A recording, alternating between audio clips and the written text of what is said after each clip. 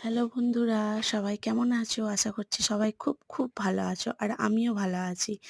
তো অনেকদিন পর একটা ভিডিও রেসিপি শেয়ার করলাম। আ তোমরা সবাই জানো রেসিপিটা পটল বাটার রেসিপি। তো আমি আমার মতো করে একটু শেয়ার করলাম।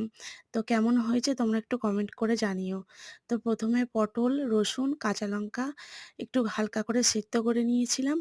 তারপর সেটাকে মিক্সারে পেস্ট করে নিয়েছিলাম ও তোমরা শিলে বেটেও পেস্ট করতে পারো।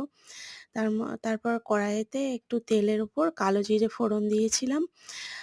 তার মধ্যে পটল বাটার রেসিপিটা দিয়ে ভালো করে নাড়াচাড়া করে ওর মধ্যে সামান্য লবণ আর চিনি, একটু হলুদ দিয়ে ভালো করে নাড়াচাড়া করব।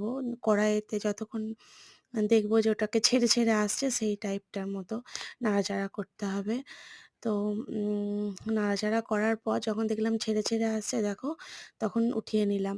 তো এই রেসিপিটা না খুব ভালো লাগে জানো।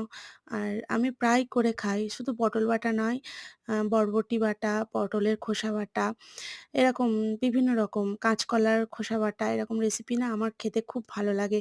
তাই আমি প্রায় করি। আর পটলগুলোও শুকিয়েও গিয়েছিল অনেকটা। তাই ভাবলাম কি করব ফেলে নষ্ট না করে রেসিপি বানিয়ে ফেলি। তো কেমন লাগলো তোমরা প্লিজ কমেন্ট করে জানিও। আর পরের ভিডিও আবার দেখা হচ্ছে। টাটা।